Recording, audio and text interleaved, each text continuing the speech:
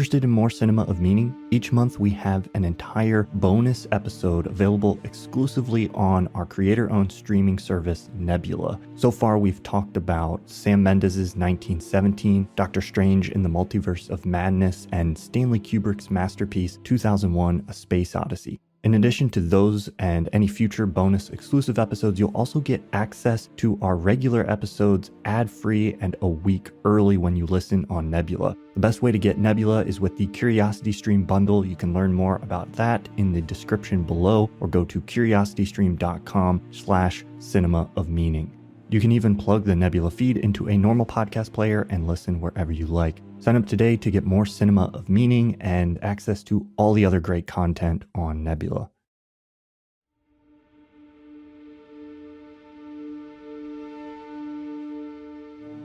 Welcome to Cinema of Meaning, the podcast from myself, Thomas Flight, and fellow video essayist Tom van der Linden from the channel Like Stories of Old, that seeks to explore the depths of what cinema has to offer. This week, we're talking about Marc Webb's romantic comedy, 500 Days of Summer. Tom, what made you interested in going back to 2009 and talking about this kind of indie classic romantic comedy from another era? What now definitely feels like another era, I think, watching it. Yeah, I didn't realize it was so long ago. This is just 1 year after the financial crisis. Like there's still like a sense of optimism to it that feels ancient now to some extent. But no, I thought it was going to be a nice change of pace to do a romantic comedy or something along those lines.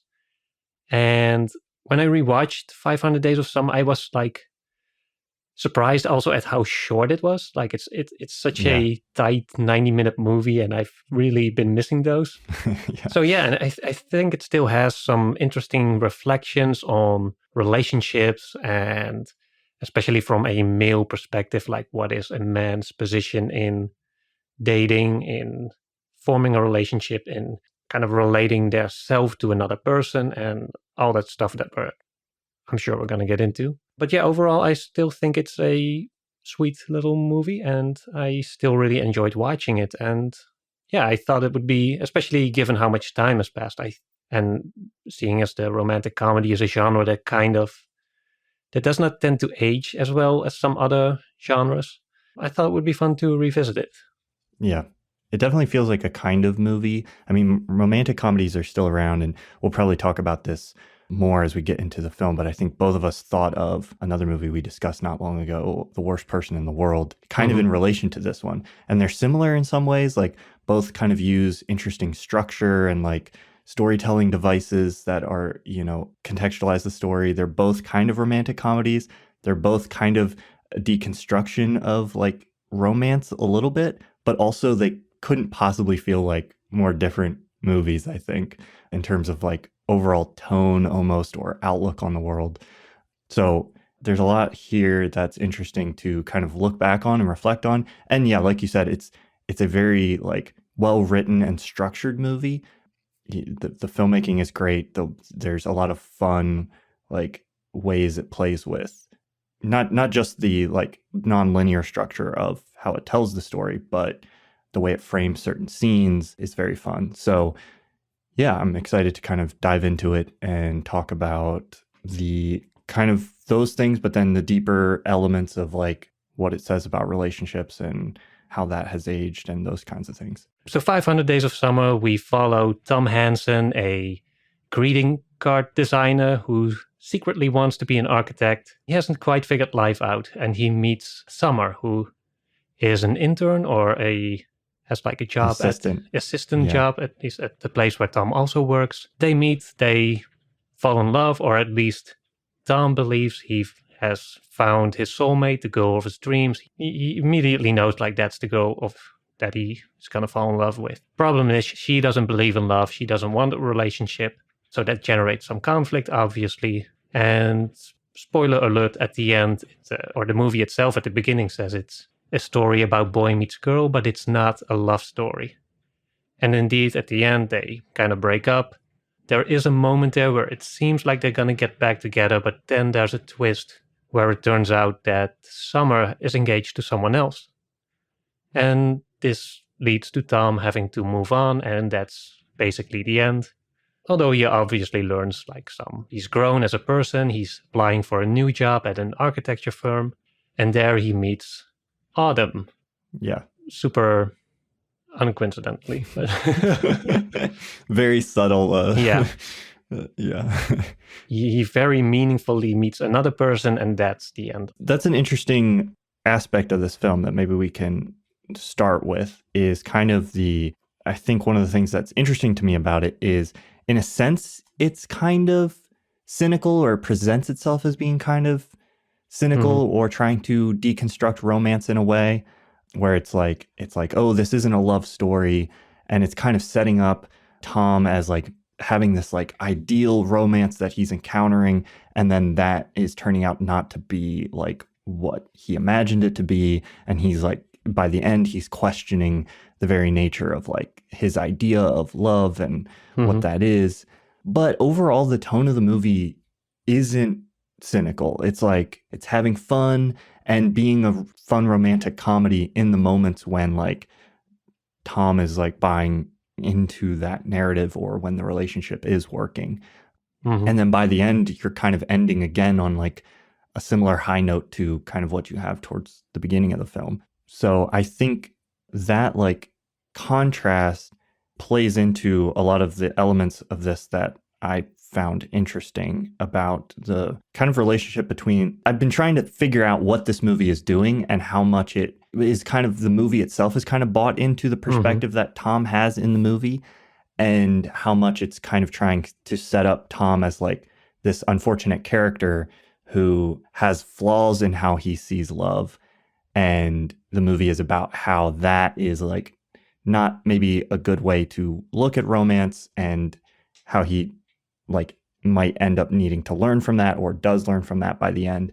So I don't know, maybe to explore that, we need to start by setting up like, what is this ideal of love that Tom has, and the image there. Yeah, I think the movie as a whole definitely aims to deconstruct the tropes and the expectations of the romantic genre.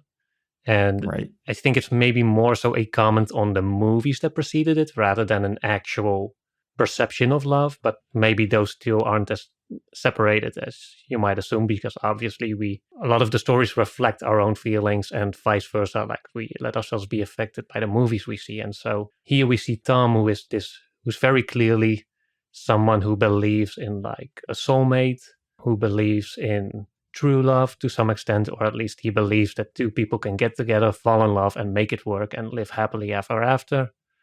Whereas Summer is the more down-to-earth, rational one whose parents are divorced, who recognized like a lot of parents are divorced right now, and she's not buying into it. But she's more like the opposite end of the spectrum, like where she doesn't believe in that any kind of love is possible, which is also demonstrably false, as you know, a lot of people get divorced, but not everyone. There's plenty of people who find each other and make it work until happily ever after ends. Yeah. So to put it short, like especially seeing it now, like at the time, I remember it feeling like more of I wouldn't say revolutionary, but more like a bit more controversial or more daring in its deconstructions of the kind of tropes that we see in that genre usually. But now, looking back at it, it still feels, it kind of has its cake and eats it too, but ending on a pretty conventional note. Like, it deconstructs the whole idea only to kind of reverse back at the end by saying like, oh, you weren't mistaken, you just had the wrong person. And in that sense, it's not so much a story, for me at least, it's not so much a story about love as it is more of a story, like a phase of love before you meet the real one. Like, and I think that's interesting too in its own right. I think there's a lot of people who have a story like that, where they everyone who, or at least most people who are with someone, they might have had relationships before. Like, they've had relationships with people who didn't end up being the one, or at least not the one they're dating right now or plan to date for the foreseeable future. And they might themselves have been like the person before the real one for someone else. And so I think that's, at the time, I thought that was the most interesting aspect of that story, that it explores not so much the happily ever after couple, but the couple that came just before that, and what that does to a person and how that might help them towards that next relationship that might be the one. Yeah, yeah. Yeah, I think it's definitely interesting in how you don't usually get movies about those like passing transient relationships. And interestingly, like that's part of where it connects again to The Worst Person in the World, where that's kind of how that movie, we won't spoil that movie, but that's kind of how that movie ends up being as well, where it's less about this happily ever after story and more about the process of relationships and stages or just a momentary relationship. I think the interesting thing about The Worst Person in the World is, and that's why I thought of that movie while watching 500 Days of Summer, is that for one, it has a kind of inverse perspective, like where that story is told from the woman's point of view. Yes. And she also, at least early on in the story, so it's not a real spoiler, but she also dates someone where he is the one who sees her as the true love, and she is the kind of the one who breaks it off. And that's kind of what happens in 500 Days of Summer, except here we see all of it from the guy's point of view. Like we see him trying to get with Summer, and she breaks it off and marries someone else, or at least she enters into a relationship with someone else, which also happens in The Worst Person in the World. But yeah, so I think that might be the interesting starting point. Like, how does Tom's perspective on Summer play into his experience of that transient relationship? Like, what does he learn by having that experience that might or not, or the ending suggests that it sets him up for something better. So like, what are the kind of like, what are his initial beliefs and what are the lessons that he learns in his 500 Days of Summer? So this is something that as I was watching, I was trying to figure out if the movie is falling into creating Summer as a certain trope, or if this is the point of the movie and this is like kind of the lesson that the movie is trying to illustrate. Yeah. But I think Tom's image of Summer is very much less about like actually her and knowing her, and he seems to just immediately fall in love with not who she is, but this idea of the romance that they're having together and like the idea of falling in love with her. It's illustrated like really clearly. There's a scene where they're laying in bed and she's like really opening up to him instead of actually like hearing what she's saying. In the movie, we hear his internal like dialogue where he's like, oh, is she opening up to me more than she's ever opened up to anything else? And this is like over top of like the actual stuff that she's saying about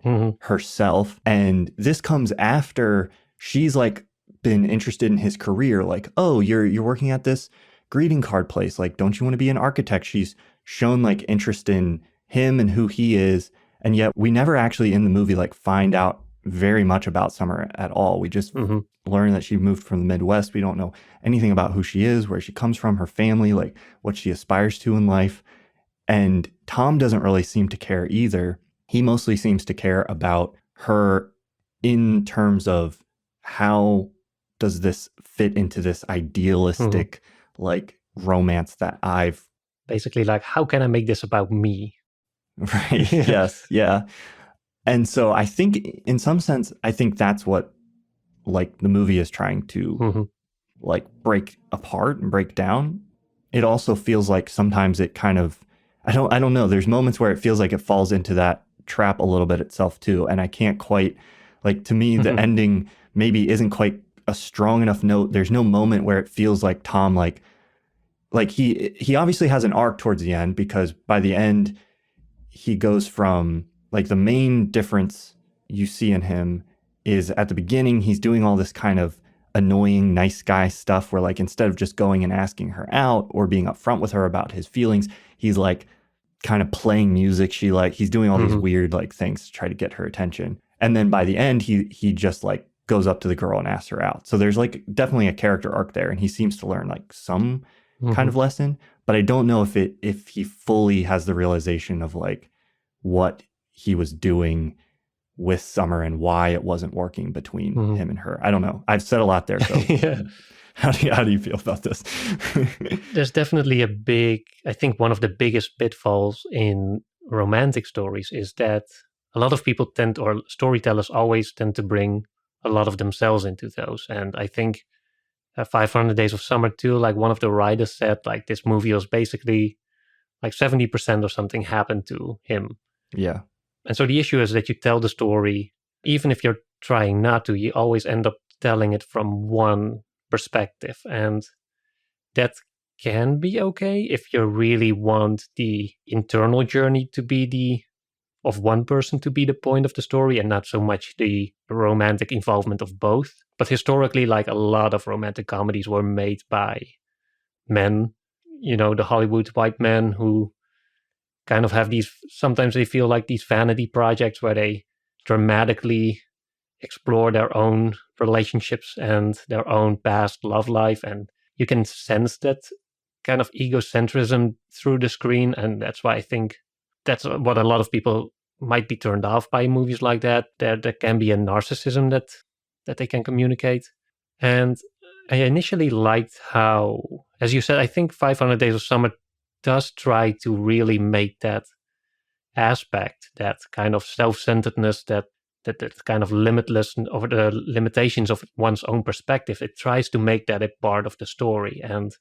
But yeah, it's difficult to say, like, if that still ends up like kind of objectifying the other person, like the woman in the story, usually to this vehicle for a man's progression, or for just this element to progress a man's internal journey, which is obviously what has been the biggest criticism of movies like these. Right. And there's some aspects of that where I think it kind of falls into that trap. There's one scene in particular that reminded me of that movie. I'm not sure if you've seen it. It's called There's Something About Mary. I haven't seen it, no. There's Something About Mary is a movie from 1998. And it stars Cameron Diaz as Mary, and she is this kind of ultimate dream girl. Every man she meets falls in love with her, and so the story is centered around one of those men. I think Ben Stiller played him. He's kind of the underdog, and he combats like with all the other men for Mary's love, and eventually he wins it. And I think it might be a direct reference even. There's a moment early on in this movie where Summer is described, and you get this little bit about her history, and it turns out like every place she worked at this ice cream place and the profits went up by 200% or something like that, or she worked there and everything went much better, and every street she walks into, like heads will turn more than usually. And she's kind of portrayed as this magical creature that somehow is this force of nature that affects the world in some disproportionate way that kind of dehumanizes her and kind of elevates her as this capital W woman. Right. That man like also see as a trophy or something as a source of power almost to tap into. And that's obviously I think that's a flawed perspective. Like that's exactly like the kind of narratives that men create for themselves.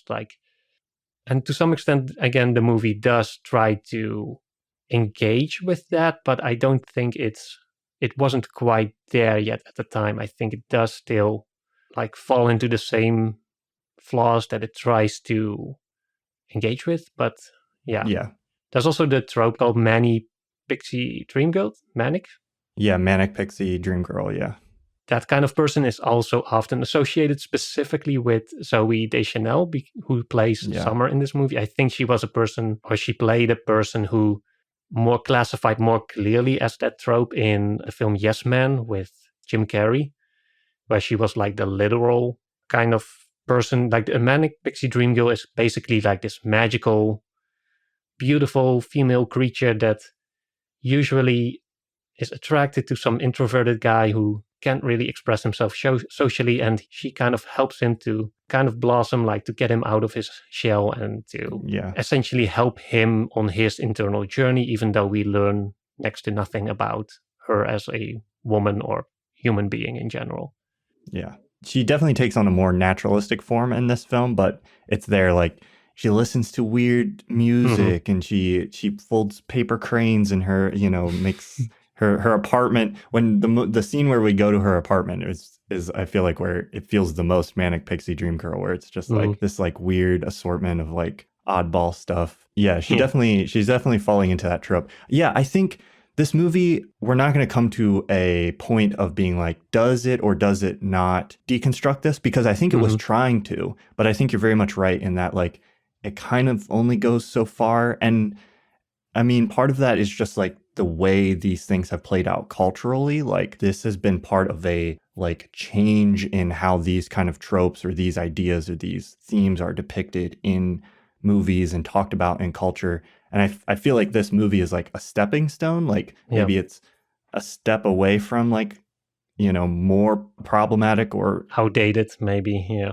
Yeah. But it's still not like, you know, from our perspective now, there's elements of it that like the one I thought about in particular that really stood out to me was the scene where they're at the bar and the other guy comes up and he's like hitting on her and she's like, no, I'm not interested. And he's like making fun of Tom. And then eventually like Tom punches him. And Zooey Deschanel's character gets really upset about this. Summer gets very upset about it. And they kind of have this fight about it. And she's like, I didn't need your help. You didn't have to like escalate that into a fight. And Tom's clearly seeing this as like, I, you know, was protecting your, you know, I was like being the man and like, protecting you know, getting into honor. a fight to protect her. Yeah, exactly.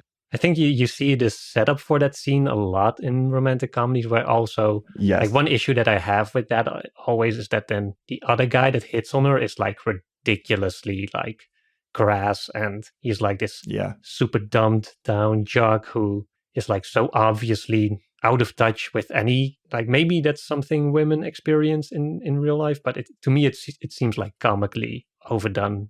But yeah, I don't know. It's definitely a trope. He decks this you know, like obviously terrible dude, and then he wants like, he's like, why are you mad? And at that point, watching the movie, I forgot how it happened because it's been ages since I'd seen it. And I was like, oh, this is interesting. This is kind of like deconstructing this trope. It's a counter to like this whole like masculine, like, you know, ideal that still manifests itself. We just saw, you know, basically the Wilson, like this exact scene play out, not exactly, but this scene play out at the Oscars. So like this is still like part of culture where people are like, I'm going to physically get violent in order to protect my woman, quote unquote. But then like the whole scene is kind of undercut because she comes back and apologizes for being upset about it. And there's some tension there, but like ultimately there's a scene towards the end where the little sister is telling him to like look back on the whole relationship and think about not just the good parts, but then there's this montage of the good parts and then the bad parts. And in the good parts montage, it includes him punching the other guy. And so it's like his image of like this ideal relationship, this like perfect romance includes like, oh, you know, boom, I'm the guy, I'm the man. Like that was a moment for his character that was like, that was a part of it. And I don't know if like, it doesn't feel like the movie's like critiquing that. It's just like, oh yeah, that's, you know, that's a little bit what it is. Yeah, I think that overall, like for me, like as you said, we can go back and forth endlessly about like how specific tropes were successfully or unsuccessfully subverted or engaged with. But I think for me, the overall effect was still a very positive one. Yes. Like I definitely wouldn't say, like even if we're critiquing some elements of it now, I wouldn't say this movie is by any means like problematic. Like it has its maybe some rough edges or like some parts that have dated or have been illuminated more clearly by different movies, by newer movies. But I do remember specifically when I watched this for that first time, like it was one of the first movies that really, for me at least, felt like where that kind of reflected the way I engage with relationships, or at least with dating and romance at the time when I was like in my late teens, early 20s, and reflected it in a way that it also revealed something about my flawed ways of going about all that.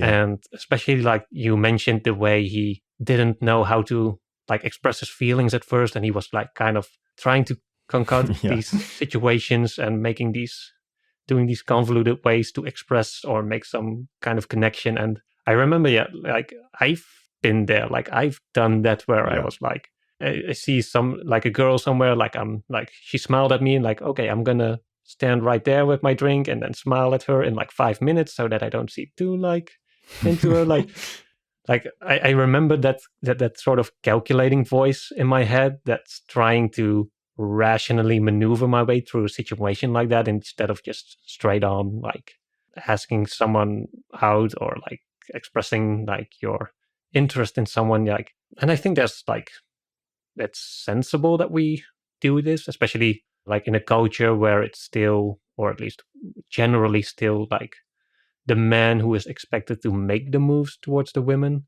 I think it's been changing a bit, but there's still like a sense, at least in the perception of a lot of men, that they have to make a move, otherwise nothing happens. But they also can't make like too direct of a move because that's scary and might set you up for failure. So you kind of like you're kind of working around it, especially when you're younger and still insecure. Like you don't yet have the confidence to just straight up ask a girl out. So I do remember really liking having that part reflected a little bit. Yeah. And also, like one of my favorite scenes, the one that I still remembered even after not having seen the movie for more than 10 years, is where this is at the point where he and Summer have broken up and he is invited to a party of hers. And then he goes to that party expecting like to rekindle their love. And you see the movie kind of cuts into these two different frames. One of them has like a title card that says expectations and the other one says reality. And that to me, that was like the most gut punching moment for me because that's where I've been like dozens of times. Like you go into this, whether it's on a date or just like some party or you're going anywhere where there is some girl in your mind, some girl that you've been like obsessing over or like been infatuated with and that you want to ask out, and there's an opportunity coming up, and then that's the way that plays out, the way you set those expectations for yourself, and then the way you often have reality subvert them. That's, I think, a really interesting reflection, both of like not just to give you like a reality check, but also to kind of confront you with the way you set those expectations in the first place. And like the real issue with all this situation is not the way reality played out, but the way you've been like obsessing over all this in your head and trying to force a situation that hasn't even had the chance to unfold yet. So at the time, it was a really helpful movie for me, and I think it made me a better person for it.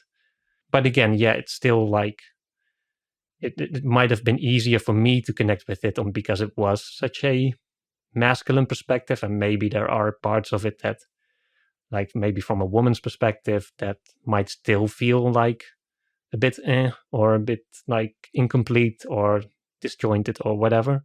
But I think at the time it was a good stepping stone for me to progress my own like love life to a more realistic or more reasonable place.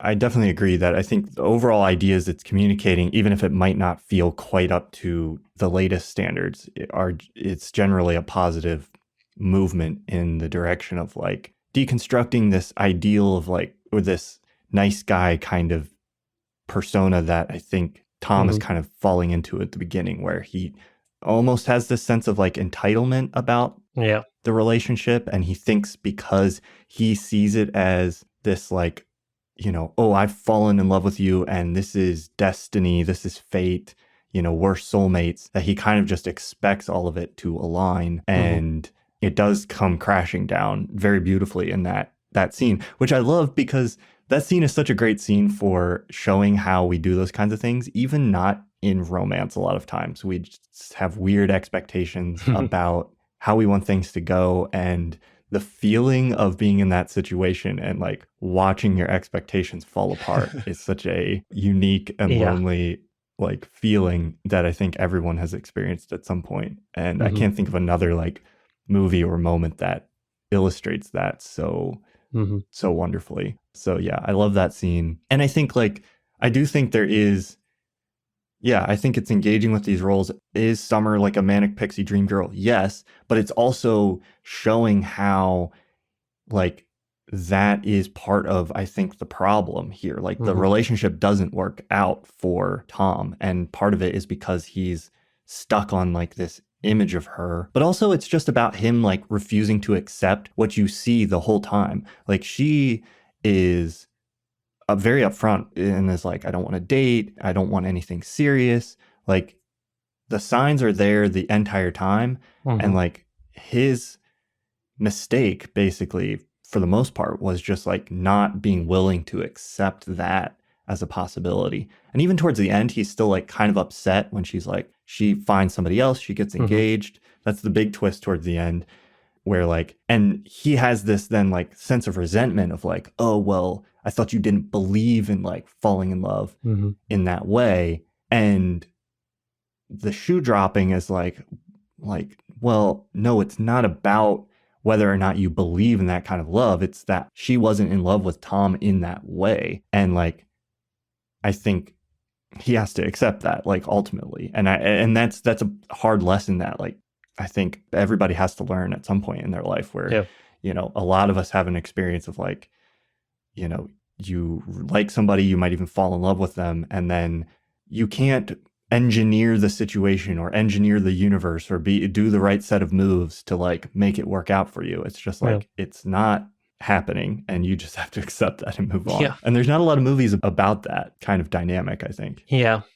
It's hard to walk that line between, like, early on there's definitely that sense of entitlement that also leads to him projecting like undeserved anger towards Summer, where he's like, when he's still like in the phase of getting to know her, like he's spoken to her once or twice, they're not even like really friends or dating even, like that's still way in the distance. And even then there's moments where he asked her, there's one scene where he asked her like, oh, how was your weekend? And she's like, oh, it was good. And then he's so upset about the way she said it was good. Like he's making so many assumptions about her life that also in that's also where you already see like his expectations being shattered somewhat, not even by his reality, but kind of different hints of reality almost that are enough to kind of like throw a wrench in the way he envisioned that whole thing working out. And you can see even there's a lot of how quickly he switches from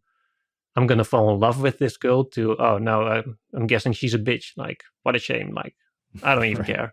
That, I think that's the most problematic part in probably in the way like you can treat a potential lover, especially like that's historically a lot of the way like men have treated women, I think, where like it goes the other way around too, but I think it's more predominant the other way around, where, or like more aggressively, where the men will switch between, oh, she's an angel or she's an whore. Like she's can be like a human being with complicated personality and complicated experiences, or she has to be one of those extremes. She has to be either that perfect woman that I want to be with, or she's trash and I can discard her, or something like that.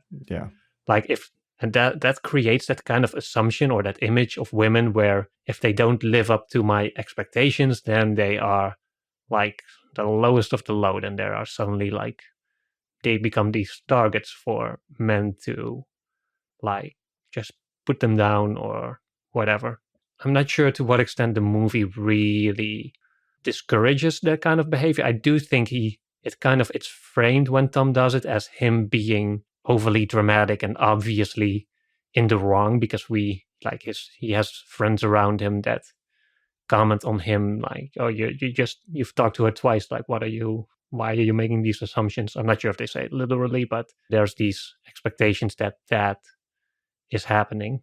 So in that sense, I do think the movie makes you, like, if you're identifying with Tom, you might, like, for me at least, it made me reflect on my own like behavior and when, or like to what extent I'm doing that. So I do think the movie does fall on like the good side or the positive side on that, but that might be a subjective take for depending on who's watching it.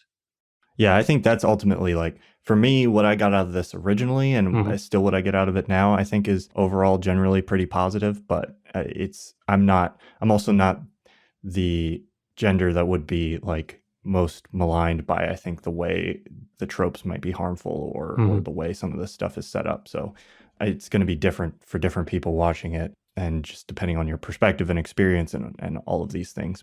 But yeah, I imagine in the era of 2009, it's certainly a step in the right direction. And I think even now we see a lot of those like positive qualities still come through. A lot of it for me just comes down to how Tom, the lesson that Tom seems to learn at the end. And I'm like, if I have any critique, it would just be that like I would have loved to see a little bit more of like some kind of level of realization about his role in why the relationship didn't work out, or like how his expectations were and how he was framing things mentally were leading to issues and problems, and like how he was kind of the problem and it wasn't Summer. Yeah. But that's also, I mean, kind of like the way it ends is also kind of realistic. Like I think there's a lot of people who have that mindset and come out of it, or like come out of a relationship like that, they don't immediately go like, oh wow, I'm suddenly enlightened that I see how, it was, my expectations were toxic and all, whatever it was. They are probably angry and they maybe learn a little bit, and then hopefully the next time around they like do a little bit better. And that's what we see Tom doing. So I think it's kind of like, it's kind of realistic, I think, in his portrayal too of how like these kinds of things happen. So it's definitely within a specific perspective. But I think audiences, if you're a smart audience, if you give this film to a smart audience, they're going to be able to see in a pretty clear, I think, productive way. Yeah, I agree that it would have been, the ending could have been a bit more like effective. I also liked, as you said, that we don't get this overly optimistic, positive, like I'm a changed person now kind of vibe. And that, because that's another thing I was going to say, like it's hard to tell the difference between where you are being like irrationally angry based on your false expectations and where you are just genuinely hurt by another person. And I can imagine like the final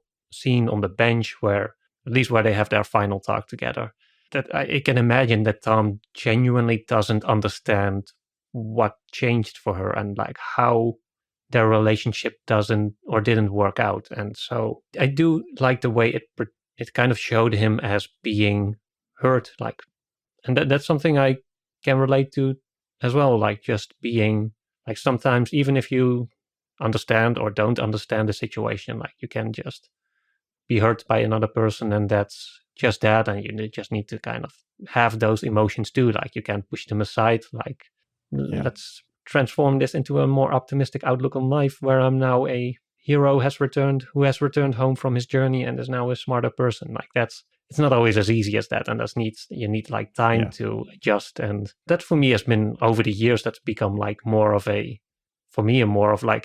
realization that just time will eventually like heal all those wounds like a little bit. Like especially when I was like younger, like 10 years ago or so, when I was dating and it didn't work out, like at first you're really like hurt by that, and you think like, oh, she was the one, what am I going to do now with my life? Right. I'm going to have to write like grieving sympathy cards as Tom does.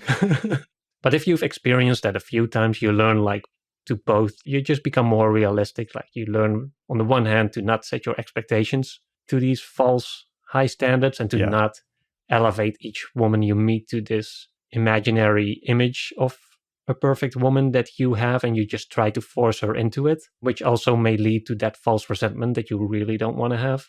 And you learn that if it doesn't work out, like, you just have to give it time, and you'll get over it. Yeah. And then someday, if you're lucky, you might meet someone who sticks. Yeah. And I think there's a message there too that kind of is reinforced by the whole like greeting card subplot, where like he blows up at one point and kind of is like, these greeting cards are all just like, everybody needs these greeting cards because they can't express how they really feel. And I think that's kind of an arc in the movie that is a positive message, in that like he starts out not being able to just like express how he feels about Summer to Summer. Like she only finds out because, his friend, when he's drunk, like blabs. And then like, even then he kind of denies it. And then she makes the first move and he's being sneaky and subversive. And then by the end, he's upfront about that. And I think like that's generally a healthy message for everybody for life, is like, it's very difficult to be able to be open and honest about how we feel. But generally, that's better than just kind of like, trying to signal your feelings to people in like, in sneaky ways, or like actually being able to, I mean, it's a cartoonish example of that, but actually being able to write out your feelings instead of just like signing a greeting card or something is, probably a better Yep. way for us in society in general. There's a lot of heart here in a certain way, and it's funny. There's a lot of great little gags, and the way the movie is constructed, it's very satisfying. The nonlinear approach, where there's a Yeah. lot of things where it sets up kind of almost the punchline first, and then you see the setup later, and it is a great portrait of how like things in a relationship or in a scenario can shift over time. We see bits and pieces of it falling apart first, and then like, I don't know, the payoff of like having them eat pancakes at the beginning, and then like that scene where he suggests they go eat pancakes, and you see everything that led up to that moment, and allowing the audience to piece all that together. I really love, and all of that still like I think works Yeah. really well.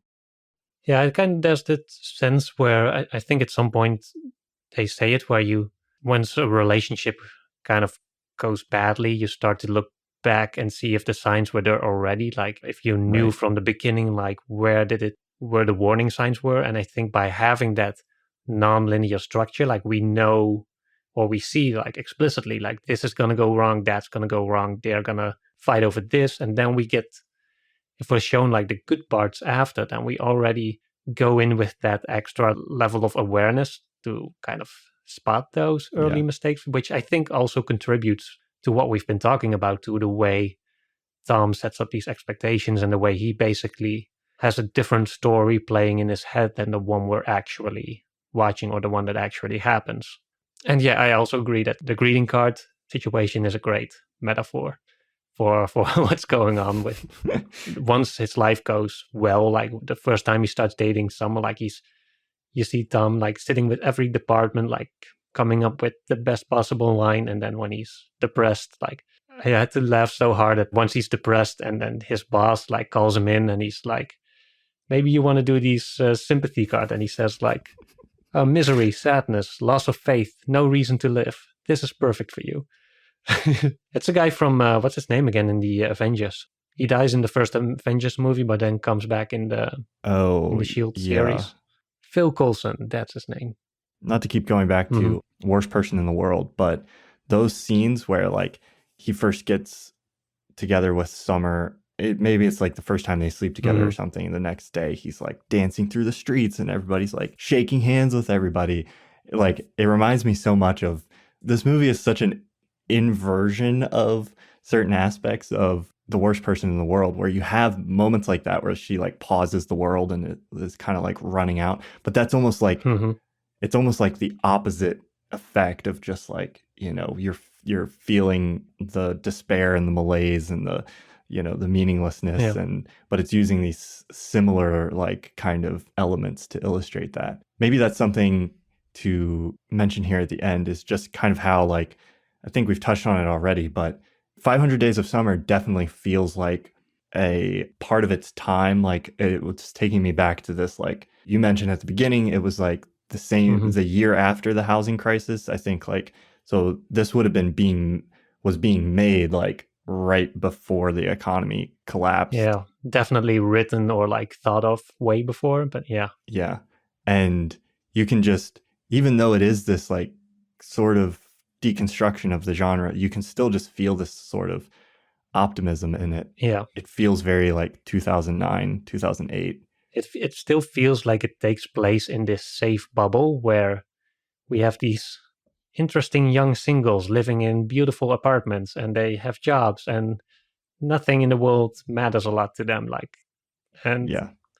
they're all really good at karaoke, and there's definitely an absence of worldly societal issues in this movie in a way that we don't see a lot anymore these days. I think a lot of filmmakers feel the need to in some way or another comment on some social political or just general like societal issue that's currently important or currently like literally affecting the way we have relationships or the way we form attachments with each other. And I think that's definitely an interesting thing to explore, to what extent like changes in the world have led to us changing the way we interact with each other romantically, or the way we just form connections and stuff. Yeah.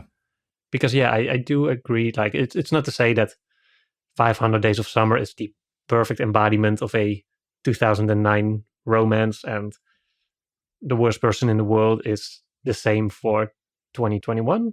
There's a general lack of romantic comedies that I can think of in recent years, but Yeah. it feels like they've all have this added layer of, like, it's a subtle sorrowfulness, maybe, like some sense of world weariness that weighs into the way we also create attachments. What do you think about it? It was less surprising to me in terms of like, oh, what it has to say about the 2000s or something, but more like going back to that time, I was like, man, some of our, like, has our outlook to some extent become that much bleaker? There's a little bit of a sense in which, like, it kind of has in some ways.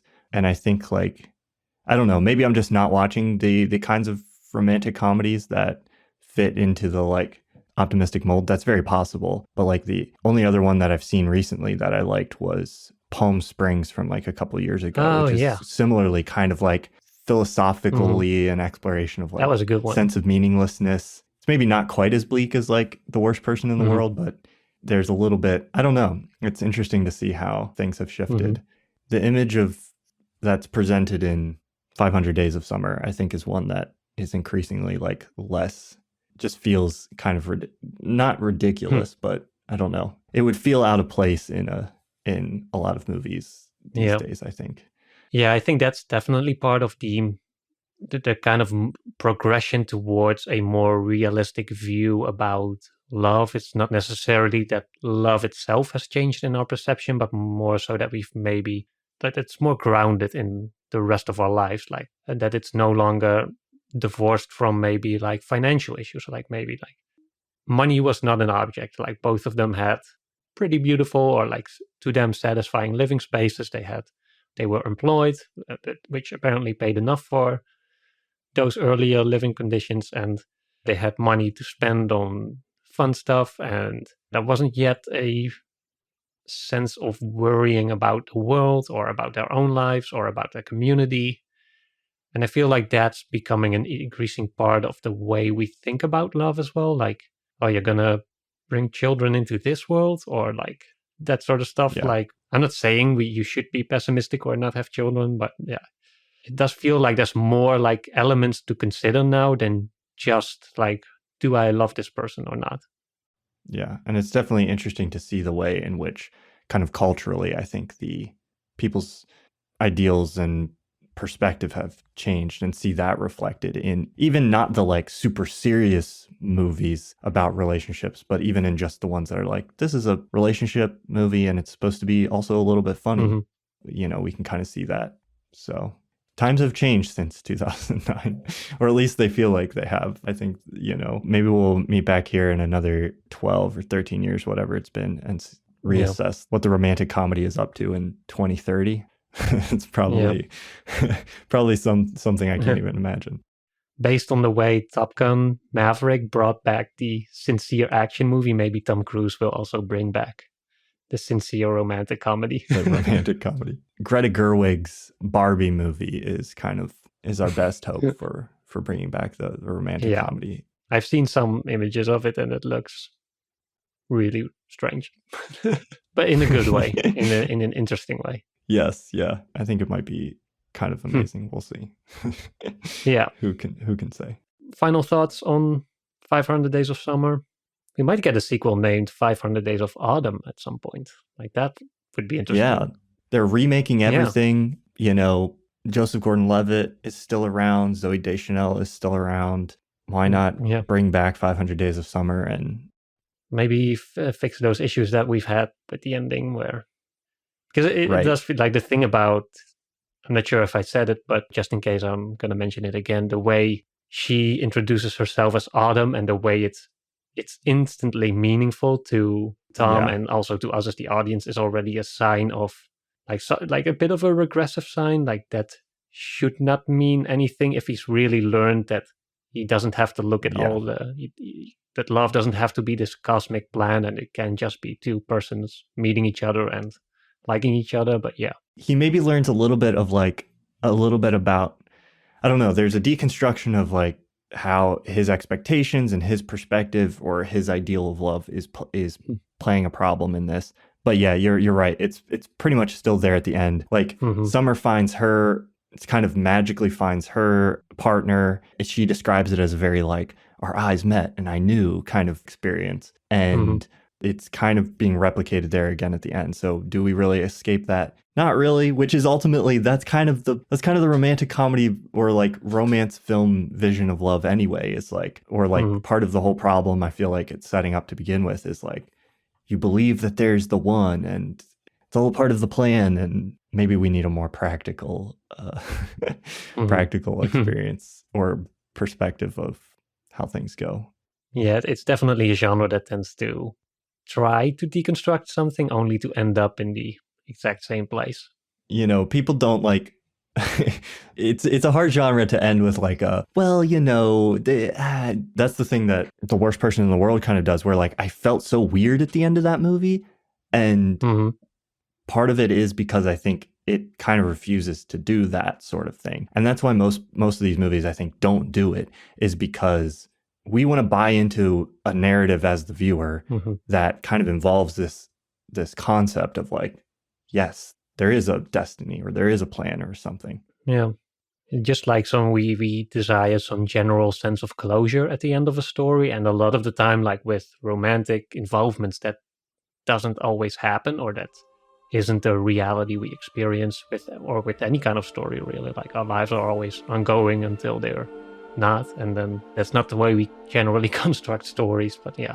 So so to some extent, it's a general issue with a lot of stories that try to reflect some aspect of our lived reality. But yeah, as long as it does it in a somewhat interesting and constructive way that we learn something about it, then it should be fine.